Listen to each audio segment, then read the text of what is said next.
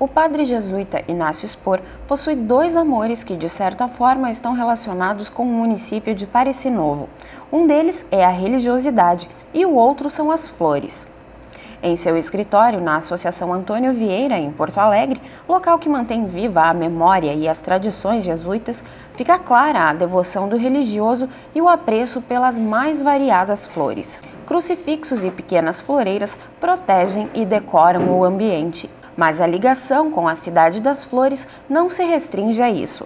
No ano de 1965, Pareci Novo recebia mais um jovem que tinha como propósito servir a Deus. Foi no colégio jesuíta daquele município que Inácio começou sua formação religiosa na Companhia de Jesus. E lá já se vão quase 50 anos desde então.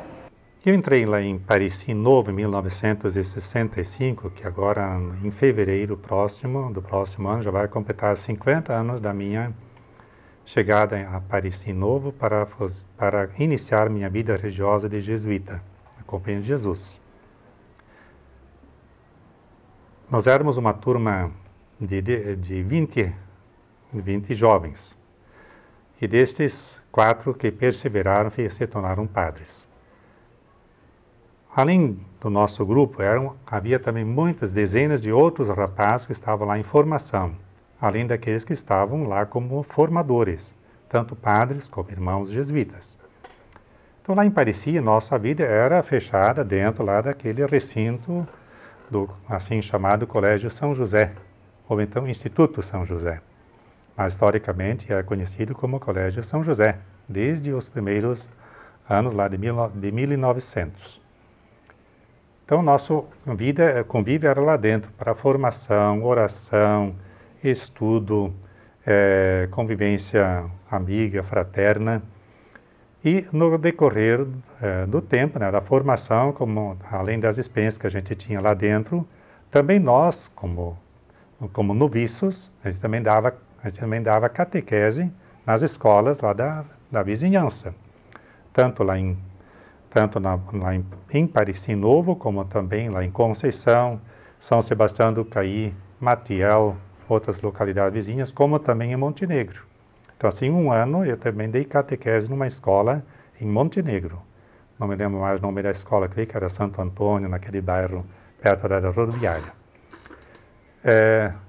Depois de 2 anos de formação lá dentro, que a gente, como eu disse, a gente fez lá dentro, esses 2 anos, depois então fiz os primeiros votos, ao final do biênio, assim chamado, né? 2 anos completos. E então continuei a formação lá em São Paulo, depois em outros lugares. Então esse foi o meu contato lá em Pareci. Mas é uma vila muito pacata, muito tranquila, né? Onde um dos lugares que a gente usava muito por causa da catequese, nós tínhamos que atravessar o rio Caí, de barca, ou canoa, né, conforme éramos o grupo. Então, às vezes, aproveitando um barqueiro, né, quando atravessava algum caminhão ou um outro carro, a gente ia com o barco. Senão, o barqueiro era o tal acho que era um bono, ele então fazia o transporte por meio, né, da canoa, para a gente poder seguir. Tudo era feito, né, cada saída sempre era na base da batina, que todos os rapazes, todos os jovens e tanto pais e irmãos usavam, como era costume.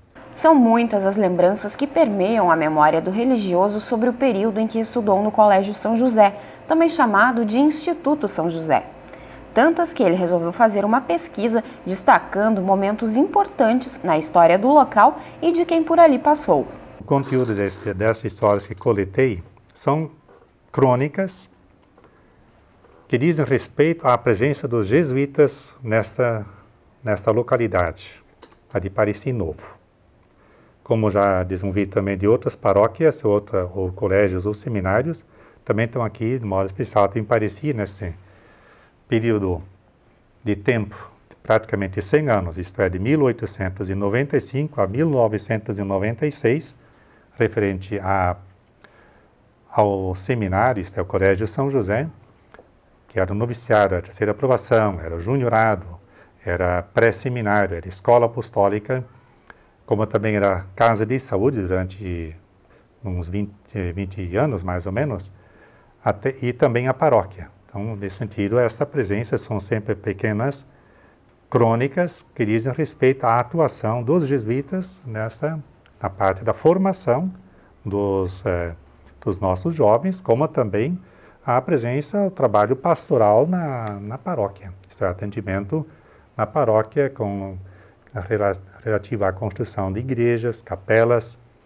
a formação de professores, como também visto que eles faziam a tal da escola paroquial, que foi atendida durante muitos anos, e também a presença, aliás, fizeram também essa presença, por exemplo, lá em Parecis Novo, a presença lá das irmãs, acho que são franciscanas que estão lá, então foi também uma presença que os jesuítas sempre deram muito apoio para esta atividade escolar.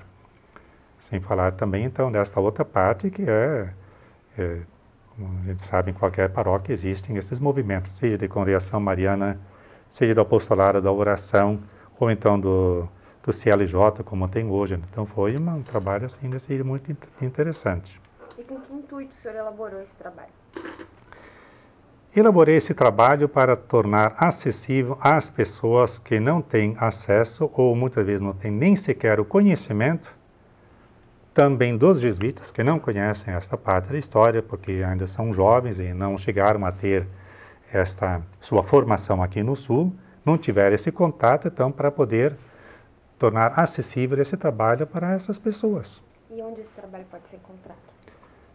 Onde pode ser encontrado? De momento ainda está restrito, isto é, uma parte ainda está sendo corrigida, e outra parte já foi corrigida e, inclusive, já está no prelo para proximamente ser publicado. Não propriamente ainda de Parecis, mas de outra, por exemplo, lá de Salvador do Sul e de Celular Minha Terra já está praticamente pronto para ser editado. Mas, de qualquer forma, é nosso projeto, com apoio, né, do padre provincial, de meus colegas, para publicar isto. Será, claro, para não para assim para o grande público, mas pessoas interessadas ou então para determinadas instituições, por exemplo, para as paróquias, para colégios, para a biblioteca pública ou coisa assim para pesquisa. Inácio teme que daqui a algum tempo o importante passado do seminário reste apenas na lembrança das pessoas e nos documentos que catalogou, já que a identidade visual do prédio passa por sérios problemas estruturais. Para todos nós que conhecemos essa história de Parecis, quanto eu conheço, a menos eu senti de muitos deles, todo mundo diz que pena que ficou num estado de abandono assim.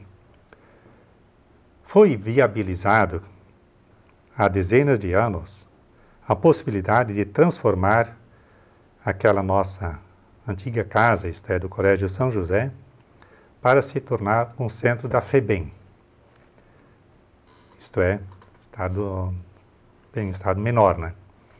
Na época, em 1970, o padre Armando Maroco, que faleceu no ano passado, em agosto, ele, como era responsável aqui no Estado, por esse trabalho de atendimento ao menor, ele tinha feito todo um trabalho de levantamento de dados para que o Estado adquirisse aquele prédio.